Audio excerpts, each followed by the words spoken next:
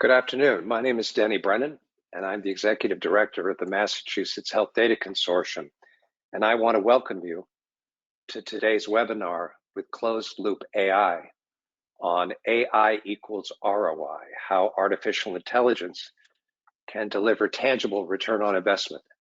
We're excited to have Carol McCall and Dave DeCaprio from ClosedLoop AI joining us today as we discuss how AI drives outcomes and delivers a tangible ROI in healthcare. Before I introduce them, let me share a few details with you about today's webinar. Today's webinar will be 90 minutes in length, and we'll have about 60 minutes for presentation time and about 25 minutes for questions. We will hold brief question session in the middle and again at the end of the presentation. So you can also type your questions into the question pane in the GoToWebinar panel, and we will be following your questions and encourage you to ask questions in the question pane over the course of today's presentation. This webinar is being recorded and will be available on our website in a few days. We will also have a copy of the presentation for those of you who are currently not able to have a copy in front of you. We encourage everyone to tweet during today's webinar, and you can see on your screen the hashtags and the speakers' Twitter handles. You can see we have for MHDC, we have for Carol and Dave, as well as for ClosedLoop. We also have the event hashtags there for your availability. Please feel free to download the handout from the handout pane on your screen and take a few seconds at the end of today's presentation and before you leave to answer a few questions for us in a survey that we will be putting up at the end of today's discussion. Just a reminder, our next event will be on Tuesday, September 13th with our friend and colleague Larry Garber from the Reliant Medical Group. Many of you know Larry Garber, one of Epic's preeminent clinician leaders in terms of his knowledge and his accomplishments in making Reliant one of the leading medical groups in the country and using Epic, their electronic medical record, to do things that are unbelievable. Larry is a true innovator, and we are looking forward to not only talking about his work, but learning a little bit more about Larry himself. So put that in your calendar, and hopefully you can join us for this Vantage Point interview on September 13th between 9 and 10:30 a.m. And now it is my great pleasure to introduce our speakers for today. Joining us are Carol McCall, who has 30 years of experience as a healthcare actuary and public health professional. Carol has served as the Chief Strategy and Product Officer for GNS Healthcare and as a Chief Strategy Officer and Innovation Officer for Vanguard Health Systems. In roles at Humana, Carol led the Innovation Center's research, where Humana pioneered the use of sophisticated analytics to build a portfolio of predictive models, knowledge discovery, and simulation models. She also launched Humana's personalized medicine practice and the innovations that led their Health Services Research Center. In other roles at Humana, Carol served as Chief Information Officer and as the VP of Pharmacy Management. In policy and advisory roles, Carol has served a 4-year term on the National Committee on Vital and Health Statistics and as a co-chair of its Quality Work Group. As a member of HSRC's governing board, Carol is also an advisor on the High Risk Plaque Scientific Program Board. Welcome, Carol. Thank you, Denny. It's a pleasure to be here. It's great to have you. Also joining us is Dave DeCaprio. Dave brings 20 years of experience in transitioning advanced technology from academic labs into successful businesses. His experience includes genome research, pharmaceutical development, health insurance, speech recognition, transportation logistics, and a host of other applications and markets. Dave has been involved in several successful startups, as well as consulting and advising both small and large organizations on how to innovate using technology with maximum impact. As part of the Human Genome Project, Dave was responsible for mapping all known biology into the newly developed genome sequences. At Bluefin Labs, which was acquired by Twitter in 2014, he helped the founders recruit a team and go from concept to launch within 13 weeks. At GNS Healthcare, he led the development of their first in-class causal machine learning platform. Dave graduated from MIT with a degree in electrical engineering and computer sciences and currently lives in Austin, Texas. Welcome, Dave. Thanks, good to be here.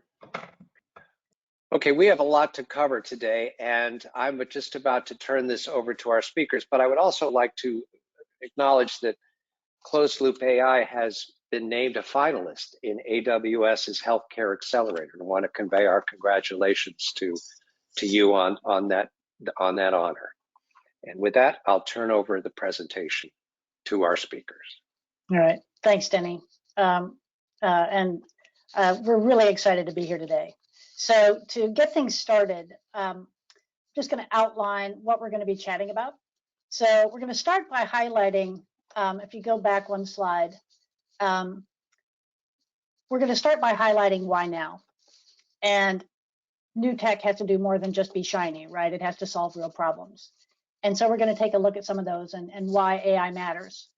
After that, we're going to shift gears and we're going to have a little fireside chat with Dave about what inspired him to start ClosedLoop as one of the co-founders. And we're also going to get the inside scoop on the CMS AI challenge. Then Dave is going to go into some of the details about our work on bias and fairness that we're very proud of, but it was a key component of that challenge. And as everybody knows, it's a topic that's garnering a lot of attention, but the real headline is that, getting it wrong can sometimes mean your AI efforts actually backfire, and that all the work you do to improve outcomes actually do the opposite.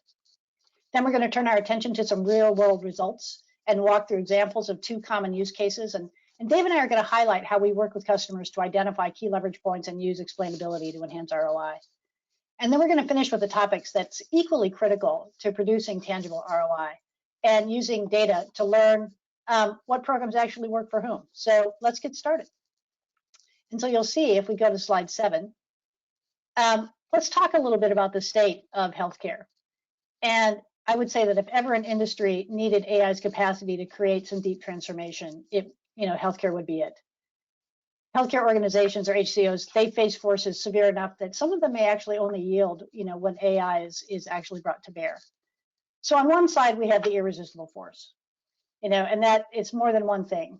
And it includes things like unrelenting erosion of fee-for-service margins that simply accompany the demographic shifts in the United States.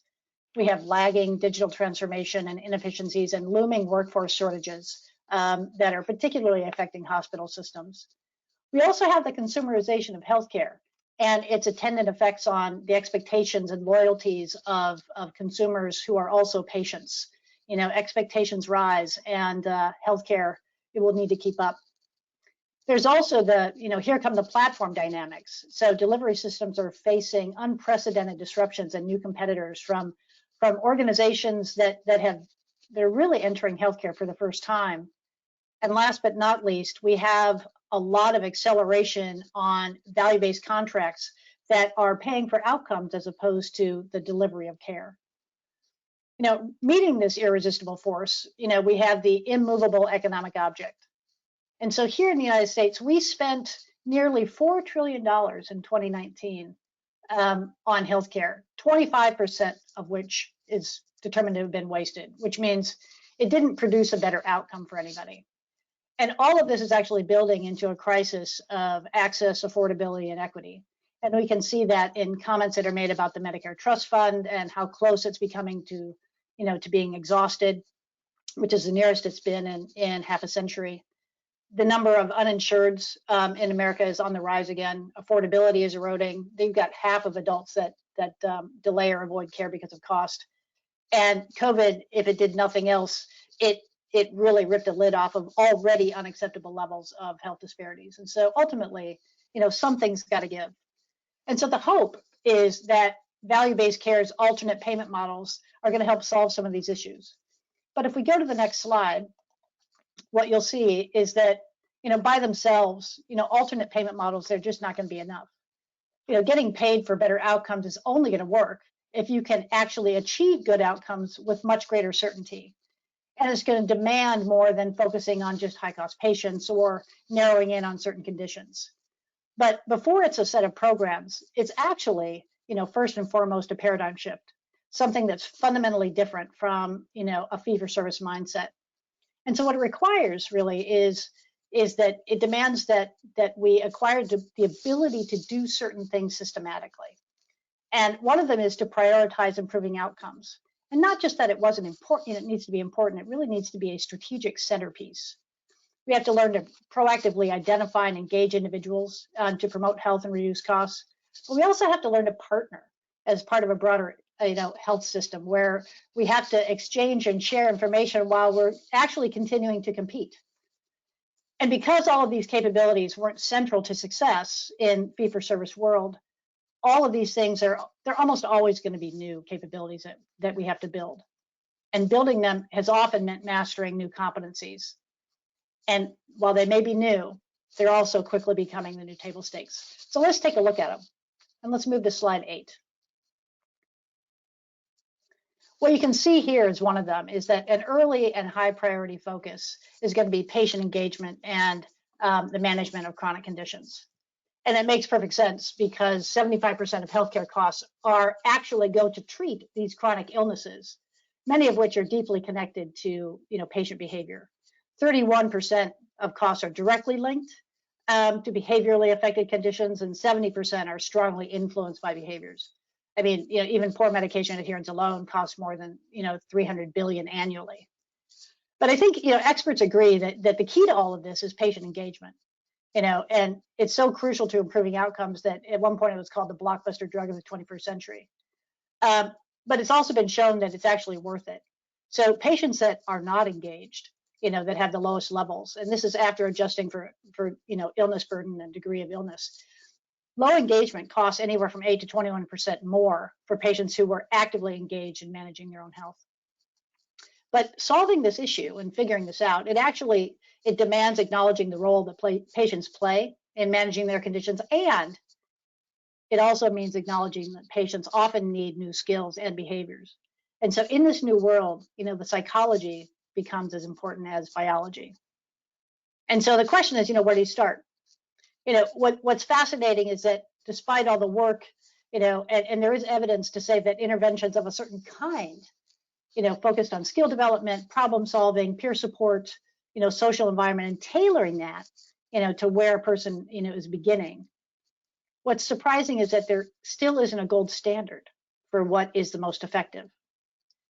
And thankfully, what we do see is that today's leaders are not waiting for those gold standards to get published. They're actually, taking matters into their own hands, and they're actually taking a tool to go on these comment to heart and starting to learn for themselves. And, a tool's comment was, achieving outcomes reliably at scale requires that we supplement the carefully controlled, evaluations and RCTs, and that we add continuous and real-time learning to improve the quality and effectiveness of our systems and programs.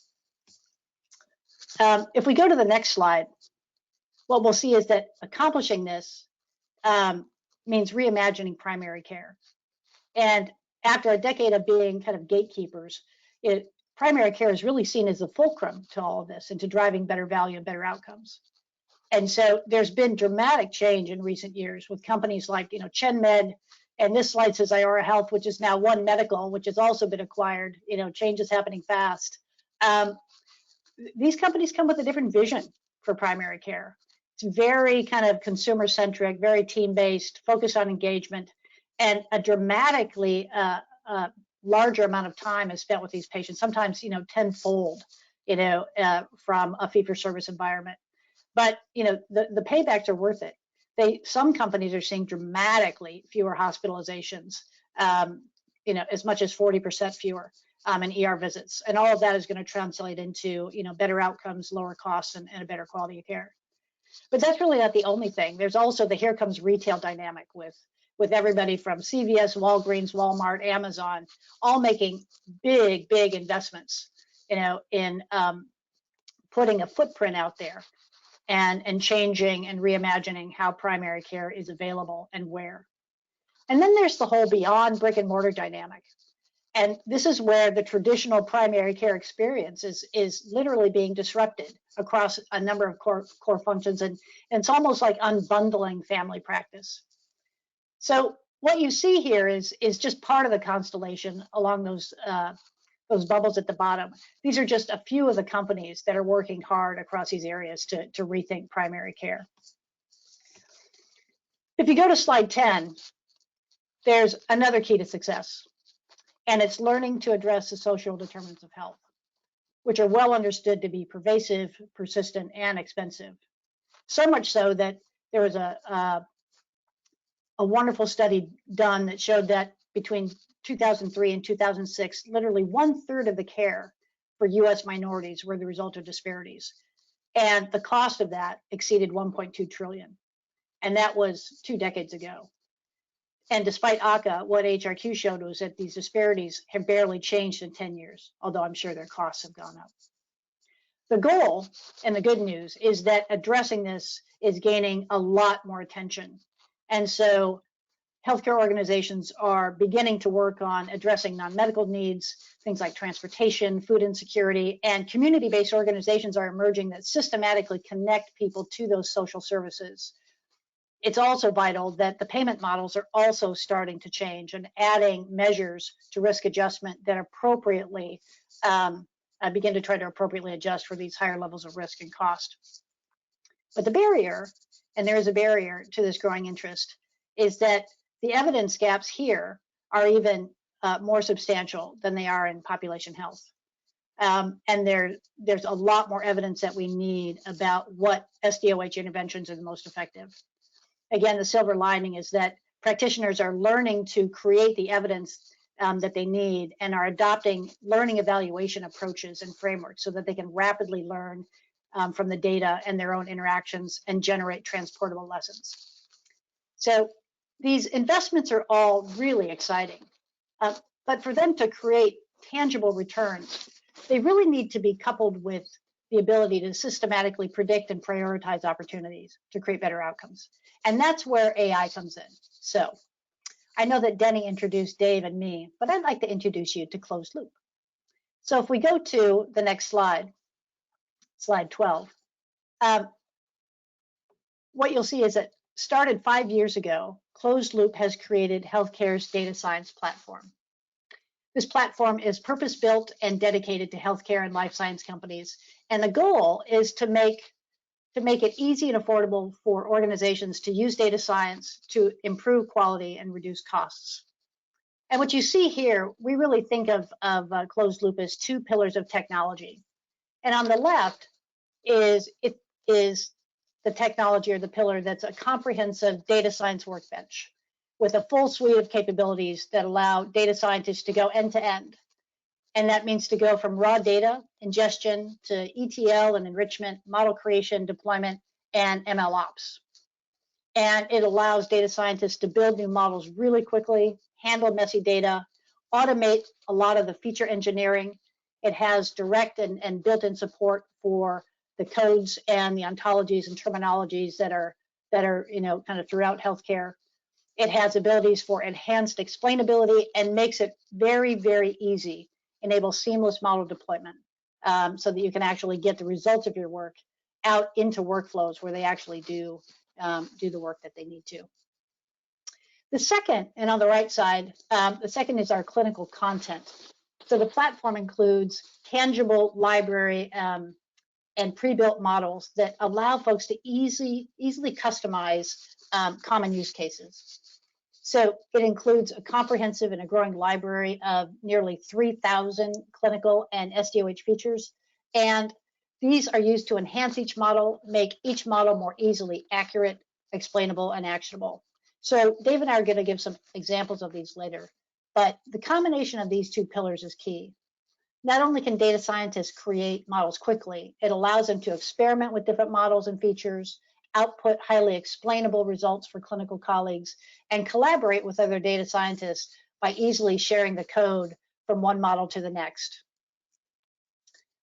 If you go to the next slide, slide 13, you'll see that after 5 years, all this work, ClosedLoop has become the leading healthcare AI platform. Some of the more recent achievements you can see here, including best in class in 2022 for AI and data science.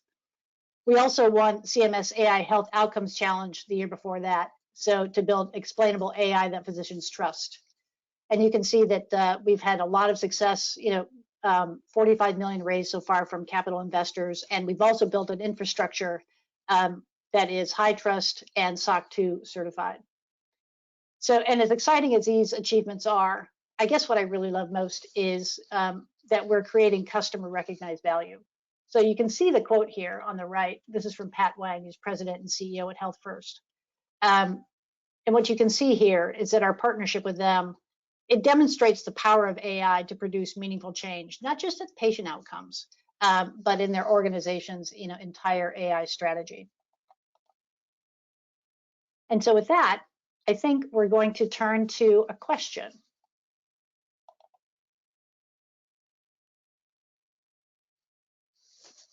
So I think we have a polling question. Is that right? We have a polling question coming up for folks. There we are. Please take a moment to address the poll. Is your organization planning to incorporate social determinants of health data into your population health strategy? You can select one of the following. Yes, you are. You want to, but don't know what are the data sets that are reliable and accurate. You want to, but lack the data analytic capabilities. You want to, but don't have a strategy to act, or it's not a priority. You're not doing anything. Again, is your organization planning to incorporate social determinants of health data into your population health strategy?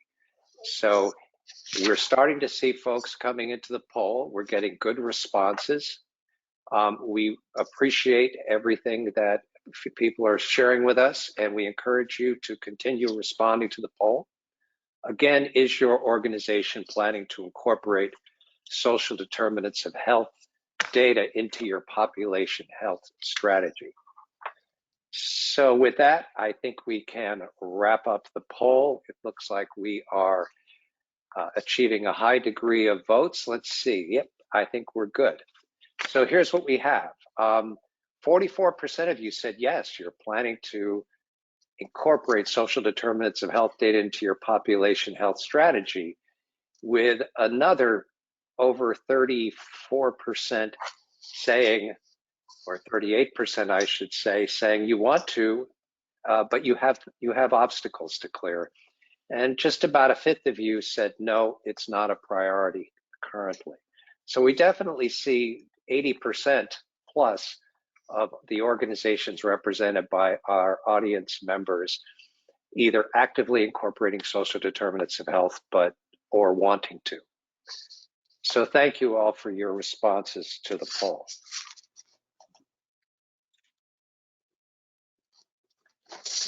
All right, so I think with that, Dave, you want to come on camera? Hello. Hello. So I think before we get into kind of the next section, I think maybe the first question I'll ask you is, did any of those poll results surprise you? No, I mean, at this point, I think everybody is sort of aware of the social determinants of health and their importance, especially in their importance in terms of being actionable factors that people can resolve in moving the needle on value-based care. And we've certainly seen, some people doing things, but a lot of people really trying to figure out how to get started. So I think that's reflected in what we saw in the poll. Right, I would agree. So we're going to keep the questions with Dave going. We're going to shift gears now, and we're going to kind of hear from him about how this Austin-based startup beat 300 entrants to win the CMS AI Challenge. So with that, we'll just kind of kick it off. My first question, Dave, I want you to kind of go back to the beginning. And how did you decide to enter the challenge in the first place? So it's interesting. There was almost not a decision. The March of 2019 that this challenge originally got announced. We were probably a 13-person company at that point, very small. But what we were doing was building explainable AI specifically for healthcare. And so when CMS came out with a challenge to see who could build the best explainable AI specifically for healthcare, our customers, our investors, our friends, literally the first day the announcement came out, we probably had 10 emails from people saying, have you seen this? Sounds like what you guys do.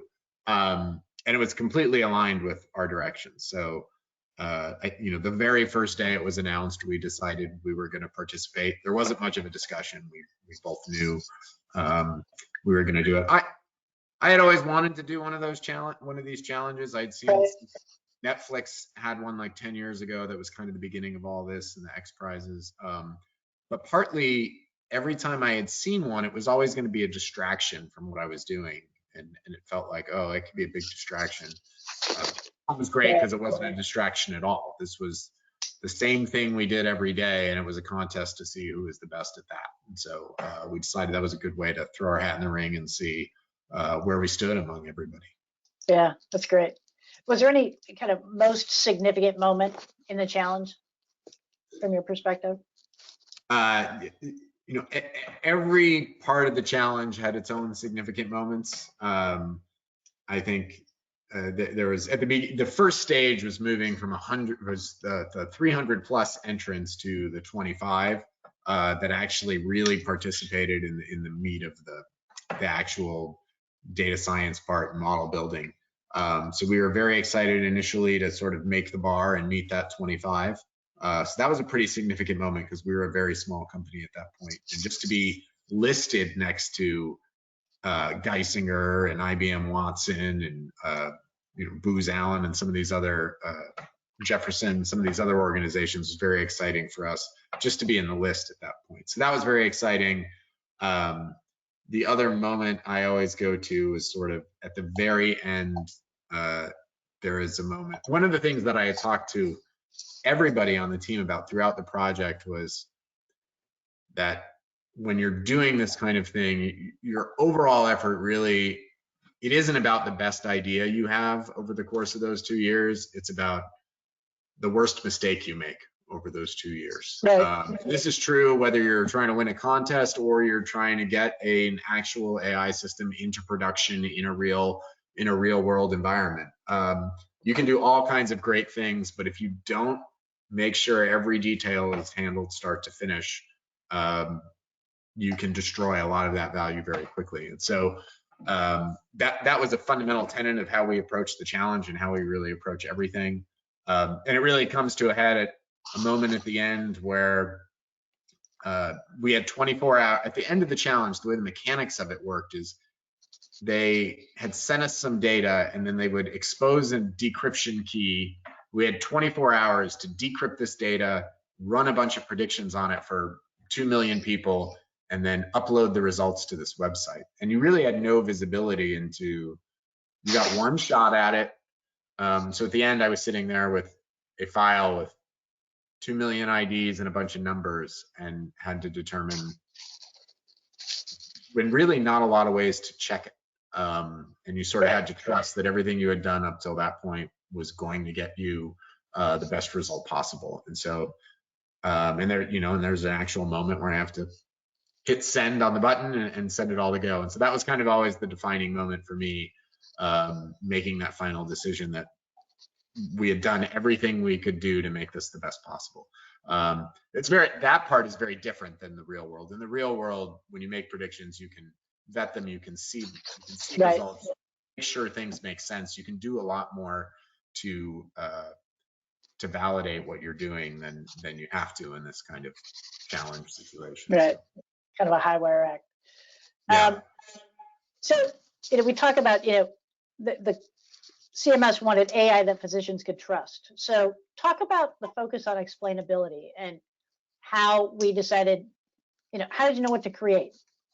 Yeah, so our experience with explainability started before the challenge, working with customers, our first attempts to, from the very beginning, we understood the need for explainability in healthcare decisions, especially, when you're working in these kind of value-based care areas, or anything where you're dealing with health. Most of our predictions are mediated by a person. It's, we're making predictions about who somebody should call or who should get an outreach. They're not going into an automated system. And that means that you need to be able to give the human decision maker some insight into what information the model has used and how it came to its decision, so that they can understand how to integrate that with the other information they have. And I always think that's important. It's not just about, oh, do you trust the model or not? It's, do you understand the model enough to know when you should trust it and when you should, if your model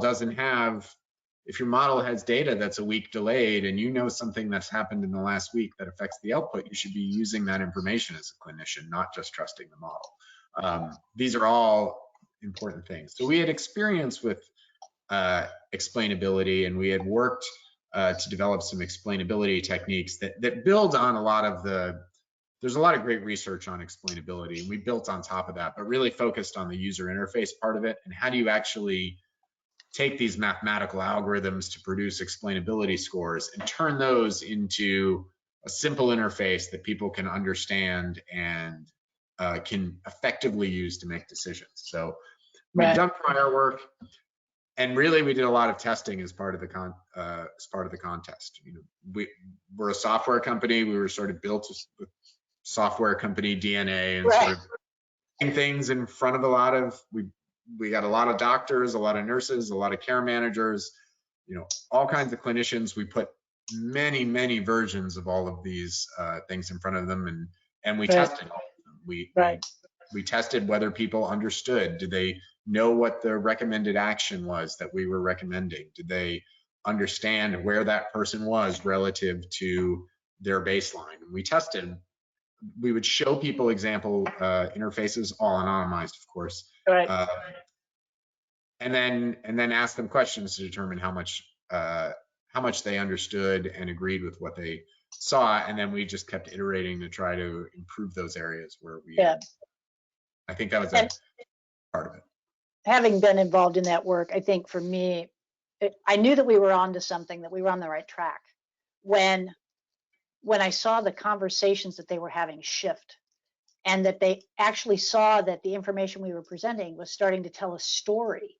And what it did was it inspired, I think this person might be suffering from, kind of homelessness or social isolation or whatever it was. And it made them very curious about the patient. It made them want to know more, which is exactly the kind of thing that I would hope that these models would inspire. It would change the nature of the relationship between a physician and the patient in a really meaningful way. If we shift gears, what did the contest reveal to you about closed loop?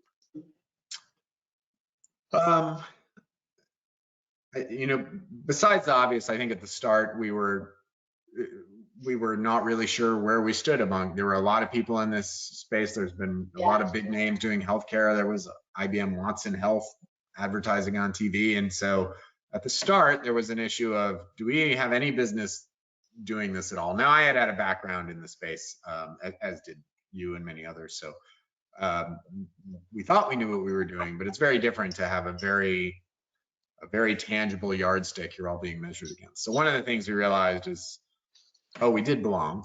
It did make sense to have us in the list, and I think for me the most important thing though was realizing that we were working on the right problems. We had set out with a certain belief that it really did make sense to put effort into applying AI to build explainable predictions specific to healthcare. We thought healthcare was an area where not that regular techniques wouldn't work, but that you need a lot on top of all those regular techniques to really make them effective in healthcare. And so we believed that it made sense to make an investment there. We believed it made sense to make an effort in explainability. And, you know, to see CMS come out, huge government organization, and offer their largest, you know, their first and only, their largest challenge ever, focused in exactly the problems we were looking at. The biggest concern any startup should always have is, are you building the right thing? Right. Startups fail because they don't build a product that people want. And so that was great validation for us early that, oh, this is an area that a very large organization thinks is extremely important enough to launch their only challenge around. Right. So it's been more than a year since the challenge. So, I mean, has the time that's passed, has it been surprising? Is it what you expected? I mean, what have you seen? What's changed with respect to the company, the industry, all of that? Yeah, I think the biggest change I see with respect to kind of the industry overall, which relates to the company, is a lot of the organizations we work with are value-based care organizations or organizations that are in some sort of value-based contract. And I think the early versions of those contracts were mainly built up to get there was a lot of testing and trials, and there was honestly a lot of low-hanging fruit where people could go in, okay, great, we're going to be focused on outcomes now. Let's do a better job of measuring and doing some of the straightforward things we know need to be done.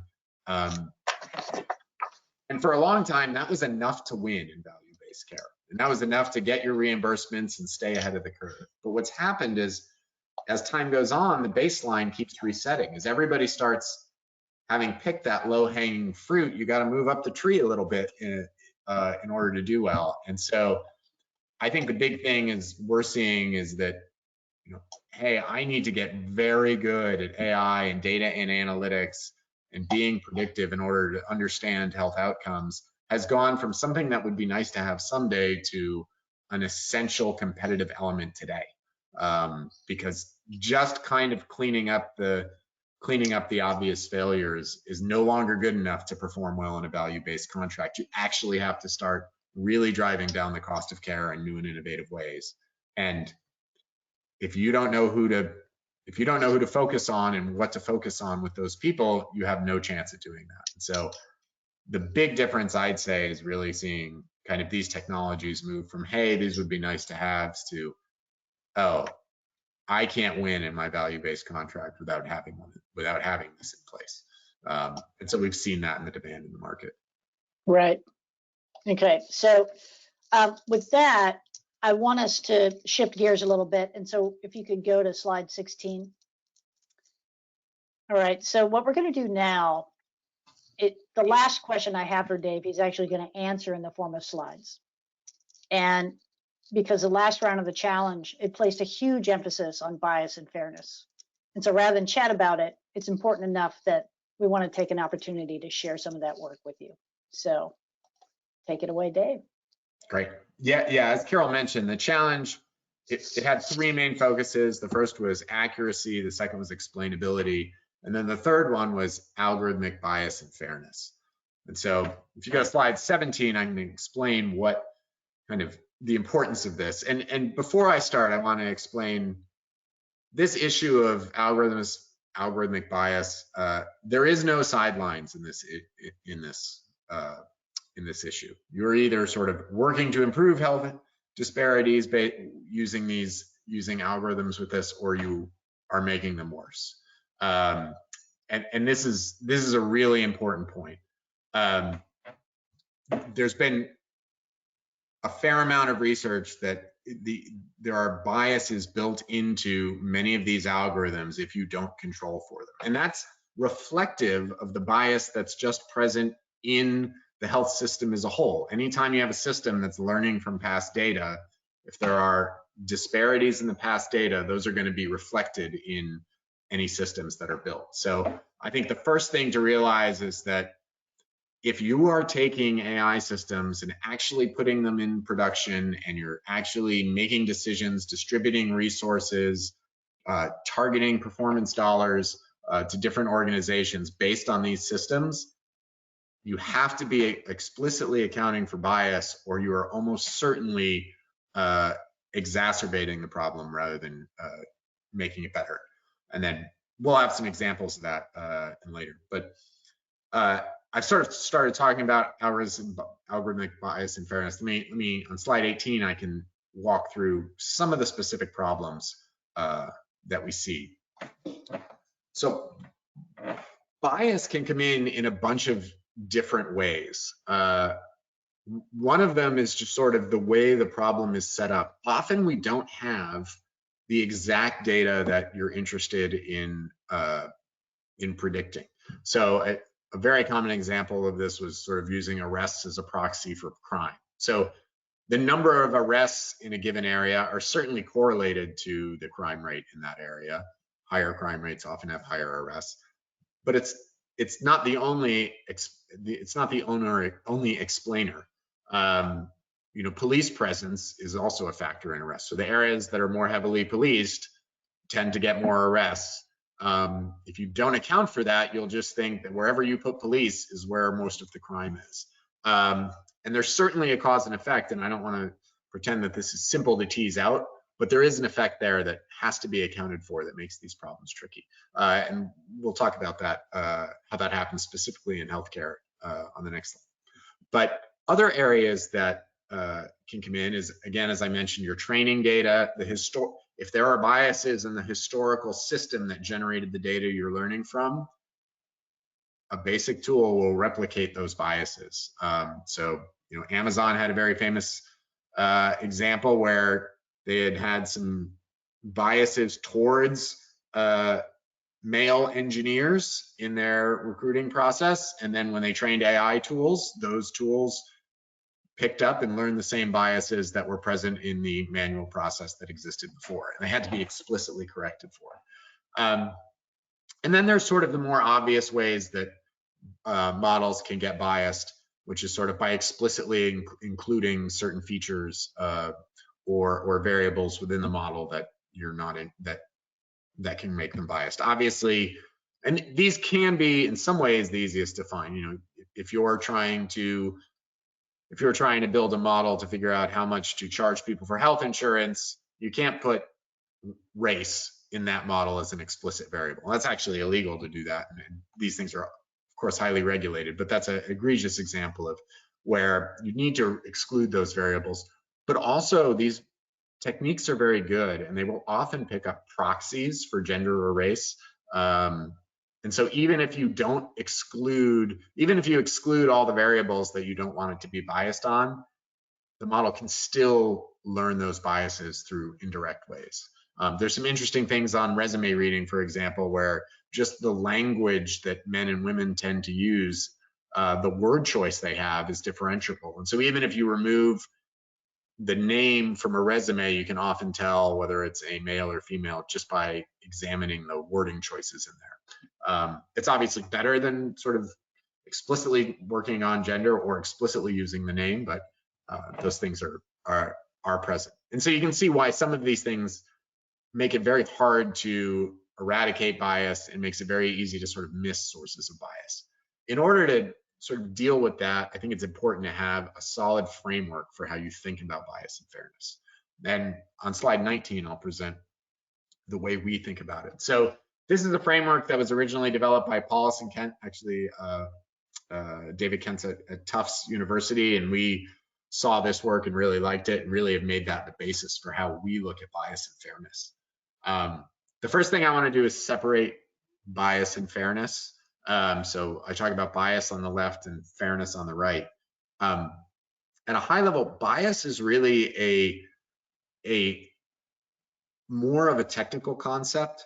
So the model is biased when it for some reason is not performing equivalently across the different classes you're looking at. It performs differently for men versus women. It performs differently for different races, and performs differently, can have a lot of subtleties, and there's a lot of details that can go into that. But essentially, you're looking for sort of the model technically have some imbalance in it where it's going to naturally reward one group over another.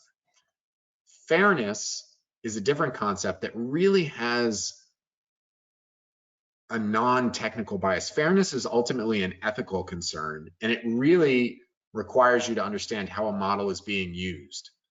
A model can be either biased or unbiased, and that's just looking at its performance. But a model can be used in a fair or unfair manner.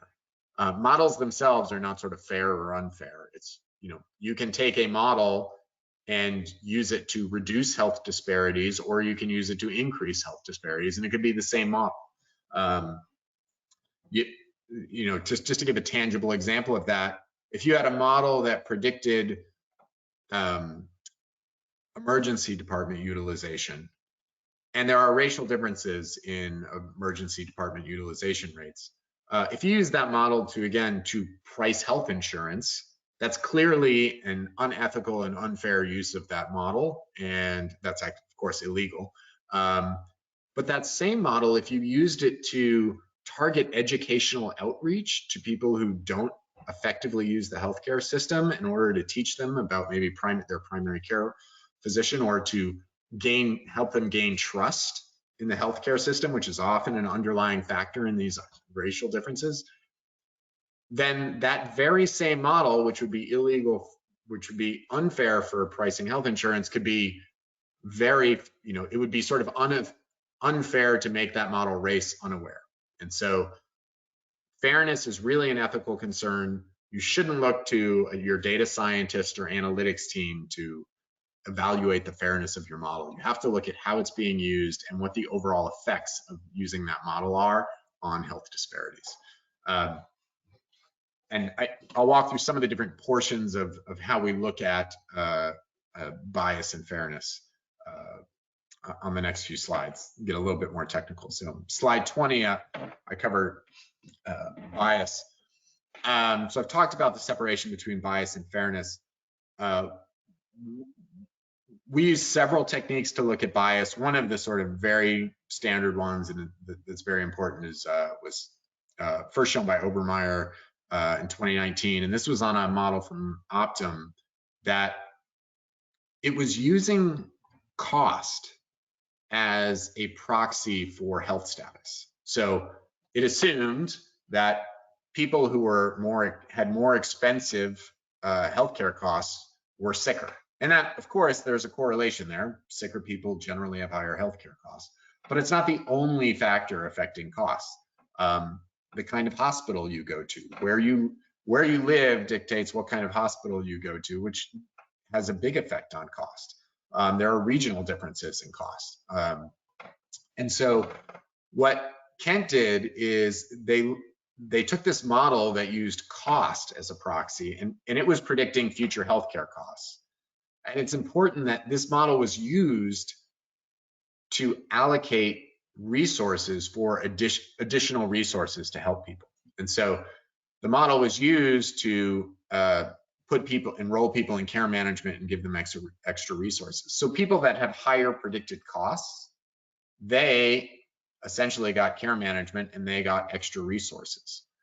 What Kent did is show that the model was fundamentally biased because racially there were differences in costs. So average costs to care for a white person with a given condition and a black person for a given condition were different. And the white people were on average more expensive. Because this model used cost as a proxy for healthcare, the white people on average look sicker than blacks for the same condition. That led more resources to be allocated to whites on average, simply because of using cost instead of some more unbiased measure of chronic conditions. And so what they did is they looked at number of active chronic conditions, saw that whites versus blacks had very different results, and that actually led to fixing up the model. And there's a straightforward fix for this. It's remove costs from healthcare. Slide 21, I can talk a little bit about fairness. Fairness is something that you need to look at in, again, it's an ethical concept, but there are different measures of fairness. At ClosedLoop, we have one called Group Benefit Equality. We developed our own fairness measure because there are some specific concerns in healthcare that make traditional measures of fairness not effective. So the example I like to use is, you would assume that if you look at other domains like payment of a loan, you'd assume that payment of a loan is independent of your gender. And that general, we can believe that's true, and you can make, you can build models that say it's not really fair to bias whether or not you give somebody a loan based on their gender. In healthcare, you have problems that there are actual biological and social factors that do affect these things. If you're building a model to predict breast cancer, you certainly want to include gender in there. And a model that equally predicted the same prevalence of breast cancer for men and women would obviously be a flawed model. And so the typical fairness measures you use in other domains don't work in healthcare. So we have one that we've created. I won't go into the details of it here, but it's important to realize that you need to think about fairness, again, in the context of how the model is used. Next slide, slide 22, gives some overall guidances on this. One important thing is have a framework. I showed you our framework. There's papers on that, and we have more content explaining how our framework works. It's really independent of our platform or software. Don't use costs is sort of one of the very high level things. And in general, always look at a few different events and try to figure out not just one simple thing you're predicting, but look at several different endpoints that you might want to predict to see if you can find bias between them.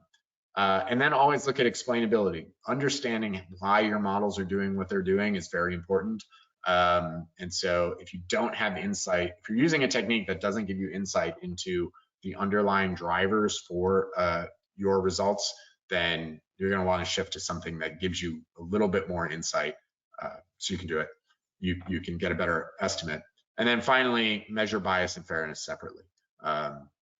They're distinct concepts. You can look at bias in a very mathematical way, but fairness you really need to take into account the overall system. So those are kind of some of the main things. This is a very complicated topic, and something that I think is extremely important and extremely challenging, and it's also not something you can avoid if you want to play in this space. Ready for that. All right.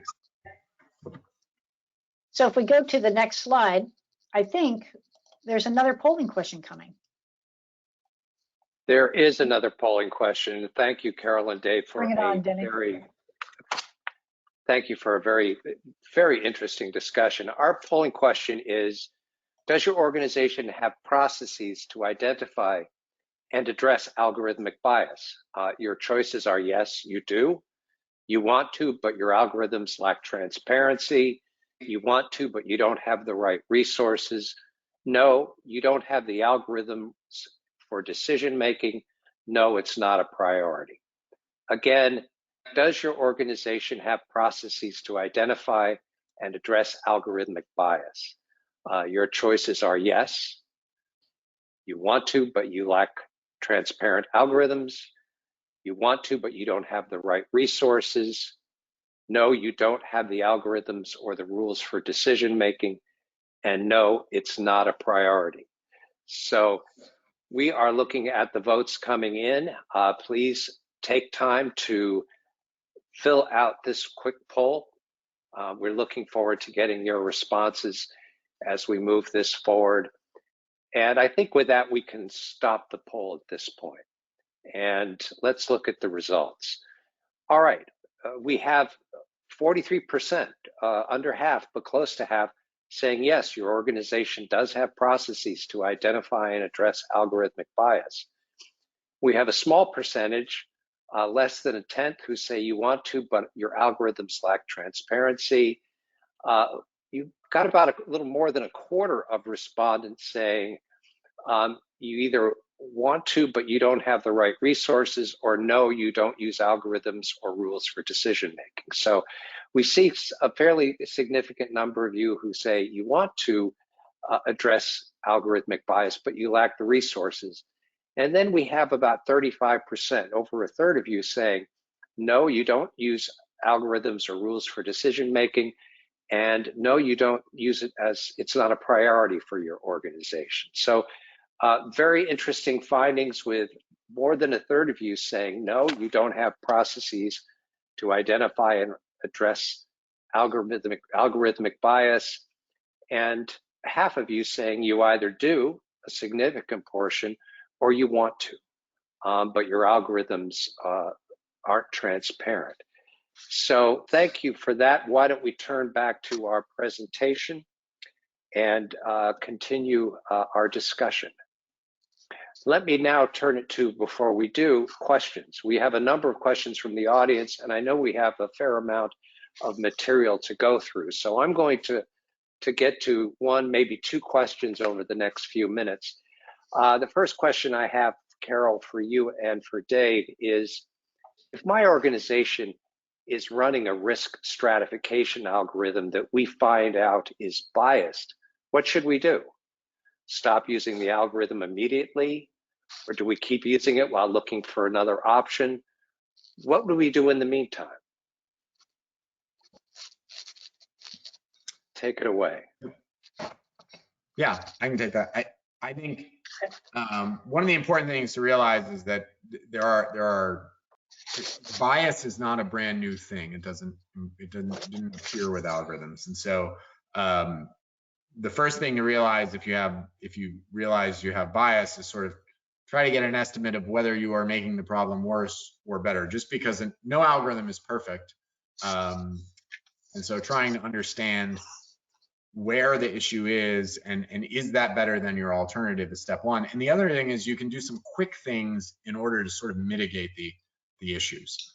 So as soon as you know that you're biased in one way or another, you can sort of, it's not usually very hard to make some kind of quick adjustment to, if you realize there is a gender bias, you can go further down the list, and you're getting more men than women, you can sort of do some work to equalize that list and at least reduce the bias in the immediate term. And then you do want to sort of go back and address that kind of from an algorithmic perspective. Right. But usually you don't need to sort of totally throw away the algorithm. It's a matter of like making minor adjustments or some rules on top of the algorithm to fix it until you have time to fully adjust it. One of the things that Dave didn't have an opportunity to walk through in detail is the group benefit equality measure. It actually, in addition to measuring the extent to which the application of an algorithm may be fair or unfair, it also becomes an algorithm that you can, or a metric that you can use to adjust your enrollment percentages. And so there may be a particular subgroup or subpopulation where there's a particular problem. It could be by gender, it could be by race, and you can use it to Dave mentioned going deeper into the queue, but it would be to adjust the enrollment level for a particular subpopulation, and you can make that adjustment very specifically for a particular group. I would add one more thing, which would be, ideally, to avoid it, you can experiment with alternate endpoints, and to make those adjustments quickly. It's ideal if you have a capability somehow where you can quickly experiment with multiple different options and not just endpoints. Maybe pick a new proxy, maybe adjust your features, and quickly compare them side by side so that you can see how much was reduced. Obermeyer, for example, was able to change the endpoint, and he reduced that algorithm's bias by 84%. All right, well, we have a number of other questions, but I know we also have a fair number of slides to go through. So why don't we return to the presentation, and we'll get back to you with the questions that we have in the queue at the end of the discussion today. All right, so we're going to turn our attention now to some real-world results, and we're going to walk through some examples of common use cases that we work with our customers here at ClosedLoop. And so Dave and I are going to stay on, and we're going to highlight how we work with customers to both estimate, ROI for their programs, and also use explainability to enhance their impact. So before we dive into details, it's probably worth laying out that, estimating ROI, it's more than just building a model, right? It requires combining several things. And so you need to understand the outcomes captured by the model. You need to know what saves you're going to get if you avoid this event. You need to know how well your program works and the cost of those interventions, and how many people are going to play. And so we work with our customers to combine these to estimate ROI over time, test sensitivity to assumptions, and compare results to baselines. So if we look at slide 26, what you can actually see here are the results of a program. In this case, we're predicting unplanned hospitalizations. And so you can see the things that I'd outlined. We've got some key inputs and assumptions here that are listed down this left column. We also have what we call an outcomes capture curve, which is in the top right. And in the lower right, we have savings and a comparison to baseline of one model versus another, and one program versus another. Now, this is a pretty busy slide to take in everything that it's saying, but a few things are really worth calling out here. The first is to note just that this model, it reflects real world data and outcomes. So this is a real model, reflecting, real patient data and real unplanned hospitalizations. And so you can see there that about halfway down the left, it says event incidence, at about just shy of 8%. So 7.9% of patients are going to have at least one unplanned hospitalization over this period of time. Now you can see that outcome capture curve, which is at the top right, what it's telling you is that the top 1% of people that have the highest risk, if you sort them high to low, that captures about 6% of those outcomes. We also know that the cost of each of those events, you can see the cost per event is $13,701. And so these are all important things. You also need to know some things about the program itself.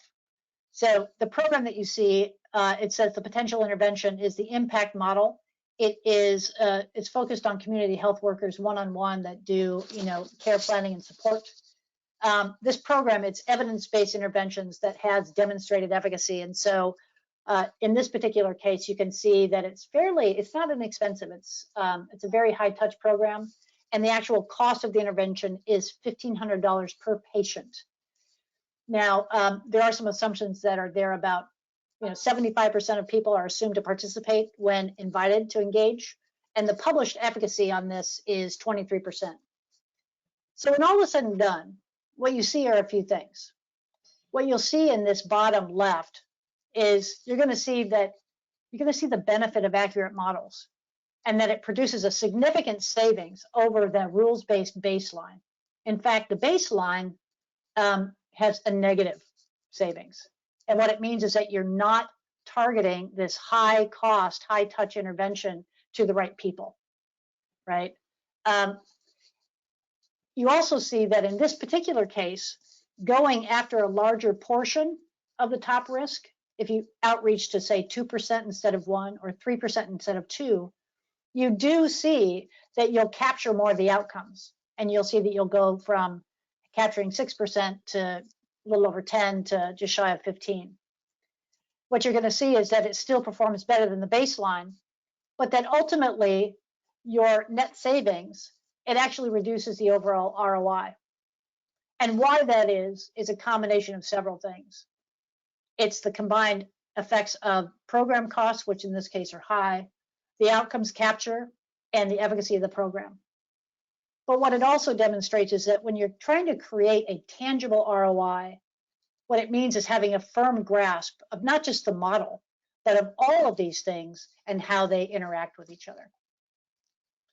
Anything that you want to add to this particular slide, Dave, before we take a deeper look? I think it's important the sort of the negative baseline here.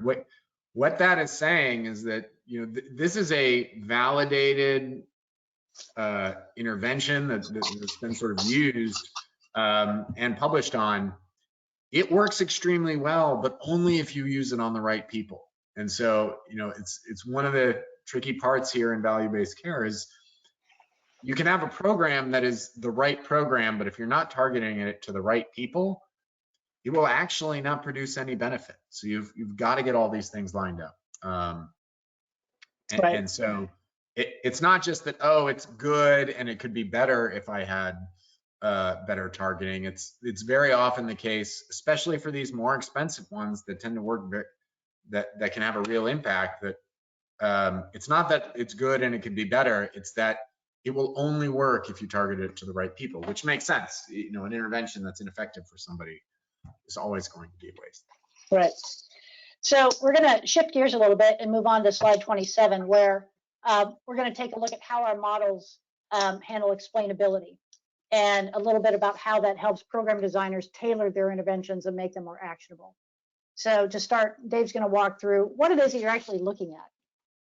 Yes, this is sort of a screenshot from our platform and some of our tools on a model that was built, showing the explainability, showing the top factors for an overall model at a population level. So on the explainability, the way our models work, they give an explanation for each individual prediction. And these are machine learning models. So if you've used, you know, kind of regression models or logistic regression, or kind of rule-based models, they usually have a simple weight for every single factor. With these machine learning models, the weights actually can change for different people. So some combinations of features with others. And so when we generate predictions, each individual prediction actually comes with the factors that show up and the weight for that particular prediction. So sometimes a factor might be very important, other times it might not be. What we do in these graphs is we look across the entire population and see which factors were most important most often. And then we kind of normalize those so it adds up to kind of 100% of the overall variability. So we can see that, not surprisingly, age is at the top. If you're just trying to predict admissions, and this happens to be on a Medicare population that this customer was looking at, age is an extremely important factor. It accounts for about 10% of the overall prediction. It's the largest single factor. But then we look at other different categories. And so obviously your diagnosis history and your overall status is very important, chronic condition status. But we also incorporate medications and social determinants visits, or social determinants factors. And that's sort of can be linked in, that can be at an individual level or linked in geographically based on where people are. And we can look at all those factors and see, and some of these are very modifiable factors that can point you to exactly where an individual patient or groups of patients can use. So you can see medication medication adherence is listed here as coming up as the top factor. That's an explicit project that you can work on. Hey, this seems to be an important factor in a lot of patients. If we can work on improving medication adherence for these particular drugs, we can make an overall dent in the Right. Same thing with social determinants. You know, a lot of those are around education, appropriate use of the healthcare system, things like that. Right. Okay, so why don't we go to slide 28? We're going to take a quick look at one other type of model. And this one is actually predicting 6-month mortality. And so here, the intervention is a referral to hospice. And while it's not a zero-cost intervention, it's likely to be much less expensive. You can actually see the cost of the intervention here is $300.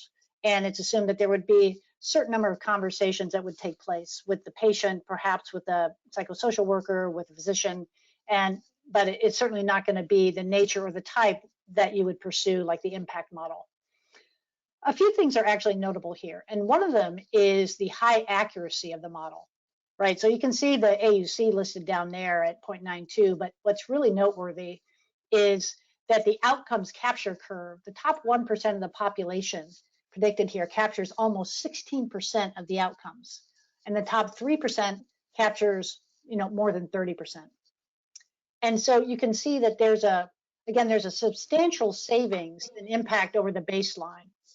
The traditional baseline here, the traditional method is using the Harrelson Comorbidity Index, which was built, to predict mortality, but the new methods are actually greatly exceed that, and you can see the impact there of the net savings, per outreach, are much higher for the model than the baseline. Now, in this case, the baseline is above 0, so that's a good thing, but it is more than tripled. if you use AI models to do this. And if we go to the next slide, what you'll see here, again, we can look at the factors that rose to the top. Here, again, age rises to the top, but right after that, frailty runs a close second, and it's almost as significant, followed by fluid and electrolyte disorders. Now, what's interesting here is that in some instances, for some patients, factors that lead to high mortality, they might be actionable in other ways. So, for example, our submission to CMS, where we had to make a mortality prediction, which was a key part of the contest, it actually revealed a patient whose ultimate death, which we ended up predicting, I think, 12 months in advance. It was actually shown to have been driven by chronic infections related to diabetes and some other chronic conditions. And so for us, when we looked at it, it was like, who knows, with models like these and in the right hands, maybe someone would have been able to, with those insights, to prevent their passing, right? Sometimes the action isn't always a referral to hospice. Any other things that you would add to this one, Dave? No, I think that was a great explanation. Great. All right. So with that, I think we're going to move on. We've got one more topic to go through. So if you go to slide 30, we'd like to close with an important idea that producing tangible ROI, it requires one more thing: interventions that work.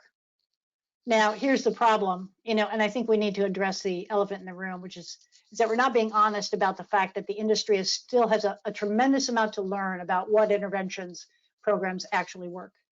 Because the reality is that there isn't a gold standard for what kinds of population health programs are the most effective or which ones work best for specific populations. And this is actually doubly true for the social determinants of health, where systematic reviews have revealed a substantial lack of evidence about which SDOH programs are effective, replicable, and scalable. And so the reality is that we still have a lot that we need to learn. So if you go to the next slide, it actually helps that there is a renaissance of the learning organization. And in many ways, it's kind of taking a lesson from a bygone era. And I love this quote from Bill Gates, which was in the Wall Street Journal almost a decade ago now. But the article, he was saying, look, if we take a lesson from harnessing steam power, that required a lot of different innovations. And among the most important were new ways to measure, the energy outputs of these engines. And what it meant was that the inventors could actually see if their design changes were actually having an impact, right? But the bigger lesson here is that without feedback from precise measurement, invention is doomed to be rare and erratic. But with it, invention becomes commonplace. And that's the thing that I think we're striving for. So if we go to slide 32, this is going to help because, companies, this renaissance of the learning organization, companies see continuous innovation as really the only way that they can create a sustained advantage. But what it means is they have to be skilled in creating knowledge and in modifying their actions to reflect these new insights that they get. And so some of the experts in the field, David Garvin, what he says is that this requires mastery of the details, and you've got to get intelligence. You can't just look at your own belly button. You've got to get intelligence from outside sources. You've got to accumulate data.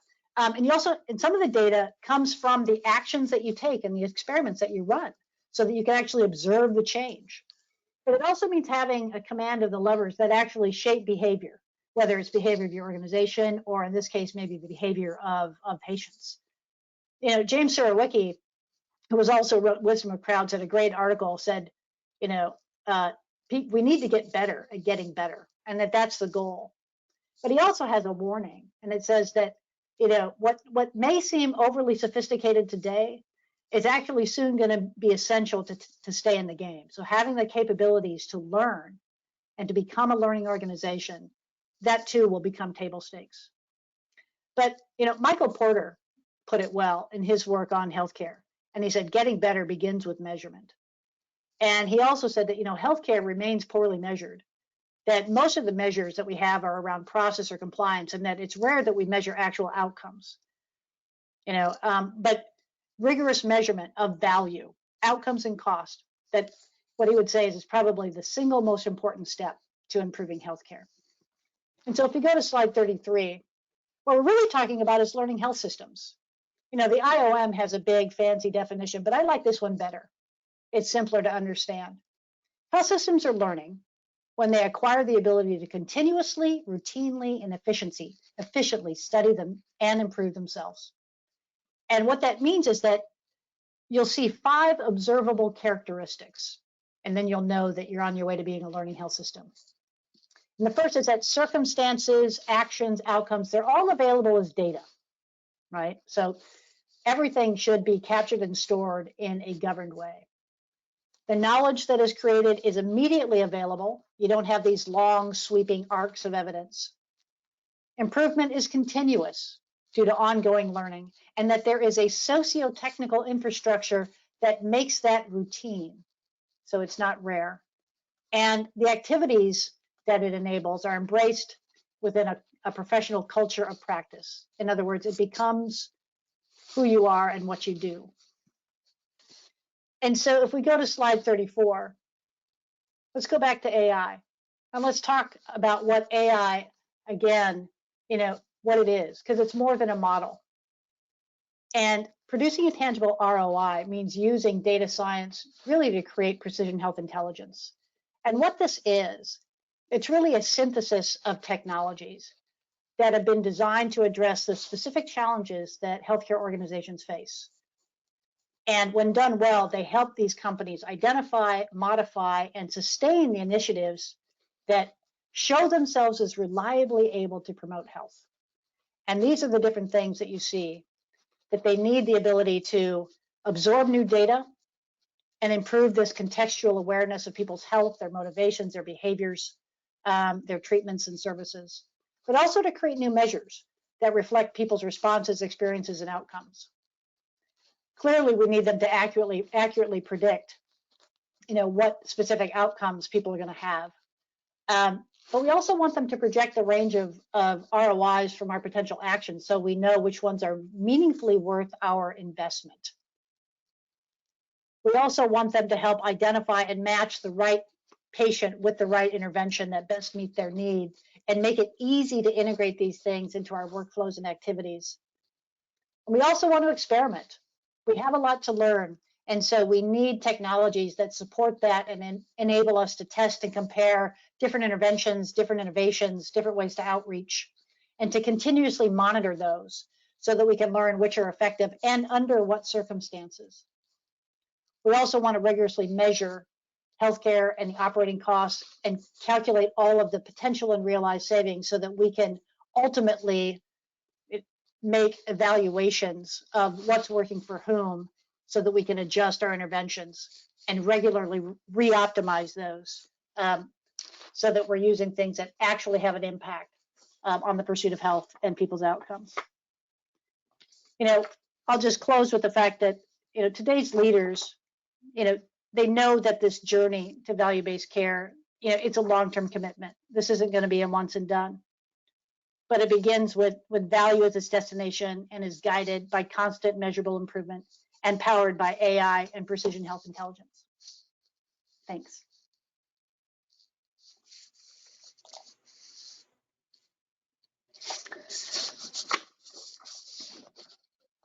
All right, then. Thank you all for your really fascinating presentation.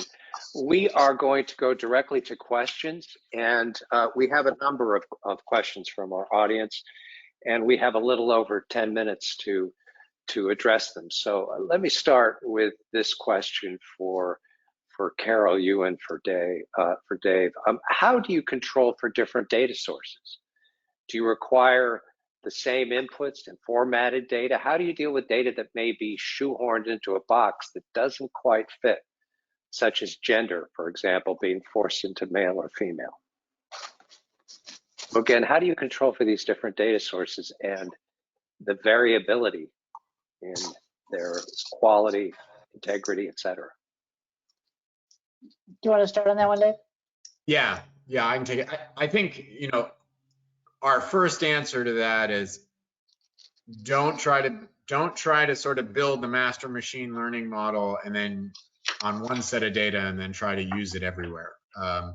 What we focus on is really taking each organization's data and building a customized model for them to answer the particular questions they have, so that we're not taking data and trying to shoehorn it into some other format where it wasn't intended. That's one of the most important things. I think, you know, Epic has had some very notable issues with some of the models they've created, and it's just because they are trying to build one model for sepsis and then use it on every single Epic instance across the country. And the answer is the technology is not good enough and the data is not good enough to be able to do that today. It doesn't mean you as an organization can't get a very accurate model. It just means you can't take the thing that Epic trained on the lowest common denominator of a bunch of different groups and expect to get good performance out of it. Right. So for the example, say on gender, if there were an organization that actually had more than binary gender, it would be possible to build a model that was able to take that into account, right? There are also times when, you know, the opposite is true. When we built models for the CMS challenge, race and ethnicity were a combined field. And that was the reality of it. And so, you know, you can sit and, you know, if wishes were horses, beggars would ride. But what we did was we were able to build models successfully off of those combined fields. And I think the fact that we're able, at least the way we built the platform, we don't like pre-trained models, and we're able to work with the data that exists. What I think it does is it gives organizations that are trying to get stood up and get these new capabilities stood up. It's not like waiting for Godot, where you're waiting for perfect data to just get something started that is actually useful for people today. Excellent. Thank you for those answers, and thank you for a very good question from the audience. A second question we have is, can you give a specific example where the output of a model is hard to explain because of the algorithm, but your team was able to make it work?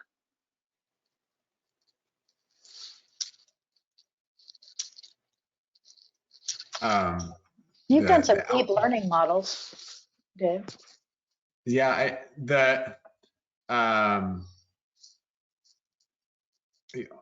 hard to explain is often, I may turn this question a little bit. One of the things we often, the team often ends up doing to make models work is that models are often explainable, but the explanations don't make sense the first time we show them to people. And so they'll look at it and they say, I don't understand what this model is doing. Very often, there is a very good reason for that. One example, we had a model that was being used to identify people for care management. We showed it to the care managers and there was cancer popping up, cancer diagnoses popping up as one of the top contributing factors. And the care manager was like, well, what am I supposed to do with that? That doesn't help me. This doesn't explain. I don't deal with cancer patients. It was great. Now we understand a little bit more about what you're doing and about how you work. You know, she's a cancer patient. I deal with chronic disease. Cancer patients really go in a different program. I can't do anything for them. Great. We were able to take that, retune the model, and sort of get rid of the cancer patients so they wouldn't appear on this person's list, and that those predictions then become more explainable for what they're doing. So that was, you know, a simple example of how the explainability, something that's initially doesn't make sense to people, ends up actually helping us tune the model in a way that makes it more appropriate. Right. And it's another reason we don't like these pre-trained models, because nobody has pre-trained questions. I think another example there is useful, and I think it gets into this feature library. We have customers that really want to focus in on social determinants of health, right, and sometimes that combined with mental health. And, you know, when you have this huge library of features, you know, sometimes we will start building a model and just say, you know, put them all in and let's just see what happens. But that's not useful in a context where you really want to focus on, say, social determinants and have those be the variables that pop up to the top. And so what we're able to do is to run experiments that pull out most of the features, but keep the social determinants and maybe some other variables around mental health, like mental health burden index, or we have variables for treatment-resistant depression or serious mental illness. And when you build models based on those, they're still predicting the same endpoint. Maybe you're trying to understand avoidable emergency room use or something along that line. What it does is it puts in high relief the factors that they really want to know the most about. And we've got one customer that's done that, and then they used those to identify people for referral to social services, to community-based organizations. And it was just all the models were explainable, but this one was just so much more useful. Thank you. Let's go to a third question that we have. How do physicians start using AI? What type of education do we need first, and what type of opportunities are available in this area? Yeah, I think one thing that we always look at is if you look at the state of the technology today, I always feel like a lot of people jump immediately to the physician in the encounter and like the AI is going to help me make a better decision when I have that patient sitting right in front of me and I'm interacting with them. And it's really hard to do that today. We just don't, I think we will get there, but we just don't have all the ability to sort of make that kind of insightful decision where we're like better than the doctor in the visit. The thing that computers are really good at is speed and scale. So if you have a patient panel of 2,000 patients, the physician may see 10 of those patients in a given day. The AI is really good at monitoring the other 1,990. And so when we look at how to start using AI, it's think of the areas where the power of the computer supplements the power of the person. So how do you know who to reach out to? How do you monitor medication adherence, prescription refills, worsening conditions, events people have outside the system, and target people who need some kind of attention or intervention before they show up in your office? I think that's a lot of where we focus, because that's an area where the power of the technology today can really benefit the overall process of care. And so I'd say look for those opportunities, not where the AI is trying to outsmart you, right? Where the AI is trying to do something that you could probably do, but you just don't have time to do. You don't have time to review all your 2,000 patients every day. And those are the opportunities where we think you get started and then work up from there. Right. The other thing would be to build the models, kind of back to how we build explainability, is to work with physicians so that what is delivered is actually useful to them in a patient encounter, right? They don't need another blinding glimpse of the obvious. What they need is something that they might not have otherwise seen around an individual person. And it may not be everything they need to know. What I'm trying to do is provide enough information that sparks the curiosity of the physician and opens a conversation where what they really need to know is something that the patient will tell them, but they may not have known to ask if they hadn't had the model. Okay, thank you. We have time for one more question. When you develop custom models, what are the minimum sample size constraints that you consider in the process? Great question. There's a number of considerations there, depending on sort of how rare the outcome is you're looking at. If you're trying to look at Siamese twins, you need a whole lot of people to build a useful model. But usually with patient populations in the thousands, so 5 to 10,000 is usually the kind of area where below that it's very difficult for us to sort of kind of get to a reasonable to reasonable levels of accuracy. But once we start to get above that, then you start to get to models that can be very accurate for a given population. Some of that changes depending on how much data you have and the comprehensiveness of the data and the problem you're solving. But that's a good rough guide. Yeah. Well, thank you very much. I want to conclude today's program. We're coming right up on the bottom of the hour. And I want to thank Carol and Dave for a really illuminating discussion and presentation. We have talked about artificial intelligence. We've talked about promise, and to have it grounded as you have grounded this discussion in tangible, implementable improvements in patient care is really insightful and is gratifying. Sometimes we think these models are going to help organizations operate better, but we don't necessarily see them resulting in improved patient care. So thank you, Carol and Dave. With this, we're going to conclude today's presentation. I would like to thank our presenters for sharing their expertise and insights with us. This was a great discussion. I would also like to thank everyone in the audience for your time for participating. We would really appreciate taking a minute of your time to have you complete the survey that will be at the end of this discussion. So we hope you will be joining us for upcoming programs in our webinar series and in our Vantage Point interviews. Visit maahealthdata.org, that's MA as in Massachusetts, healthdata.org, for more details or to register for a future session. Thank you, everyone, and have a great day.